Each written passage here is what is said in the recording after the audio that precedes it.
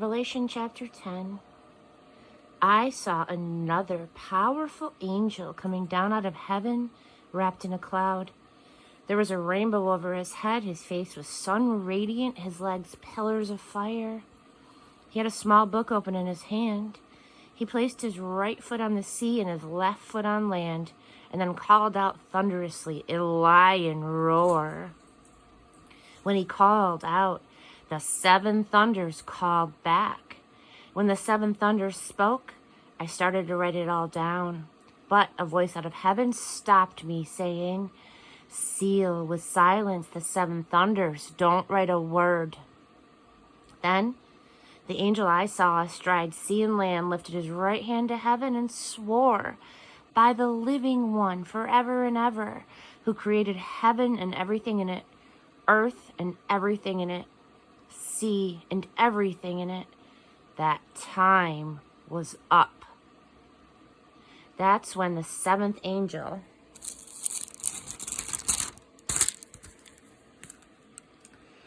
blew his trumpet, which he was about to do. The mystery of God, all the plans he had revealed to his servants, the prophets, would be completed. The voice out of heaven spoke to me again. Go, take the book held open in the hand of the angel astride sea and earth. I went up to the angel and said, give me the little book. He said, take it, then eat it. It will taste sweet like honey, but then turn sour in your stomach. I took the little book from the angel's hand, and it was sweet honey in my mouth. But when I swallowed, my stomach curdled. And then I was told, you must go back and prophesy again over many peoples and nations and languages and kings. Chapter 11, Revelation. The two witnesses.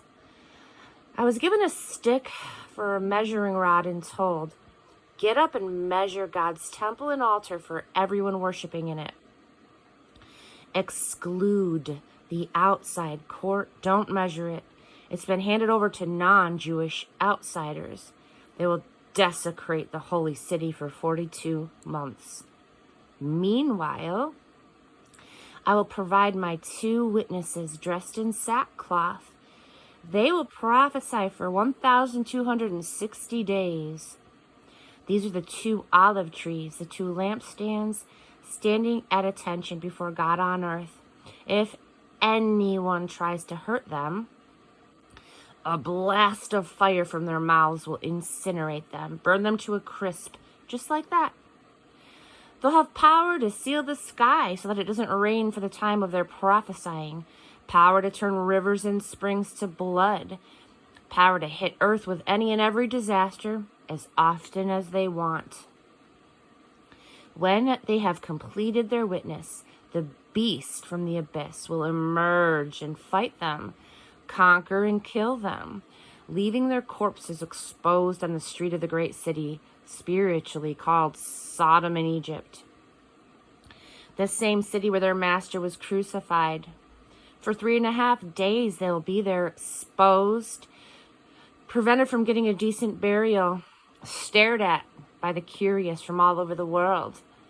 Those people will cheer at the spectacle, shouting good riddance and calling for a celebration for these two prophets pricked the conscience of all the people on earth, made it impossible for them to enjoy their sins. Then, after 3.5 days, the living Spirit of God will enter them. They're on their feet, and all those gloating spectators will be scared to death. I heard a strong voice out of heaven calling, come up here. And up they went to heaven, wrapped in a cloud, their enemies watching it all. At that moment, there was a gigantic earthquake. 1/10 of the city fell to ruin. 7,000 perished in the earthquake. The rest, frightened to the core of their being, frightened into giving honor to the God of heaven. The second doom is past, the third doom coming right on its heels. The last trumpet sounds. The seventh angel trumpeted. A crescendo of voices in heaven sang out, "The kingdom of the world is now. The kingdom of our God and his Messiah. He will rule forever and ever."